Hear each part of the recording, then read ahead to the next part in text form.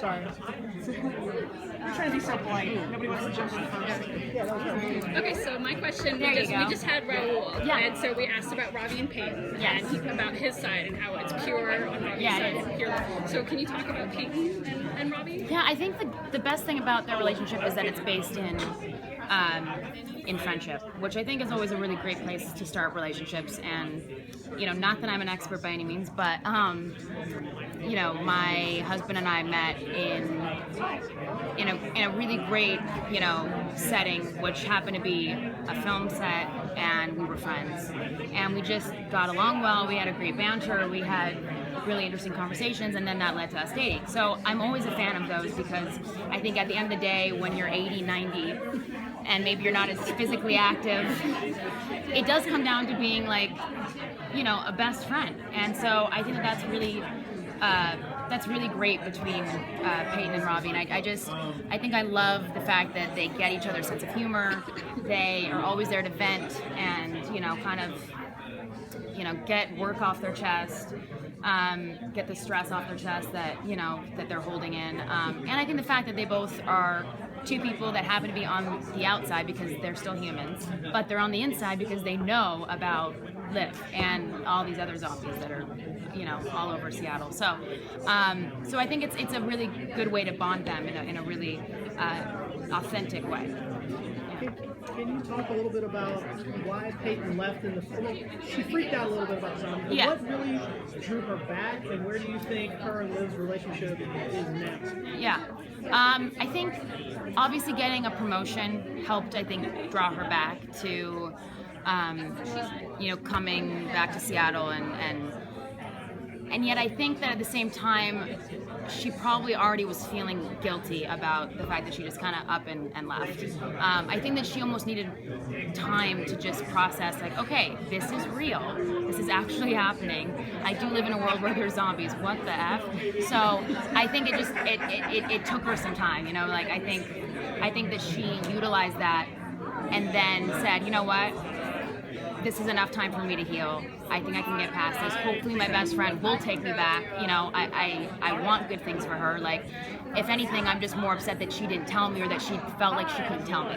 Not that she's mad that it was, the fact that she's a zombie. She's like, I don't care about that. I just want my best friend, So I think that was the most upsetting part to her, was that she felt like she didn't know everything, and she's the one person that should have been able to have known everything. Her and Major, both, because they've known Liv for so long, and they're, true friends. So I think that they're in a really good place now, and I think they're even closer than they ever have been, just because our storylines in the show are crossing over because of me being involved with the Mr. Boss task force, and Rose being involved in trying to track him down and find where the brains are, and get this guy in jail, and get Blaine, actually get him, accused of these murders. And so it's been fun to see that our conversations can revolve around the same basic subject. It's not just me talking about my work life, and she's like, oh, and then here's my work life. It's like, no, they're kind of enmeshed together. So I think that's brought us closer together, being able to have scenes at her apartment where I'm kind of talking about work, and she's like, I don't know what to do, and we're both sharing information back and forth to help the other person.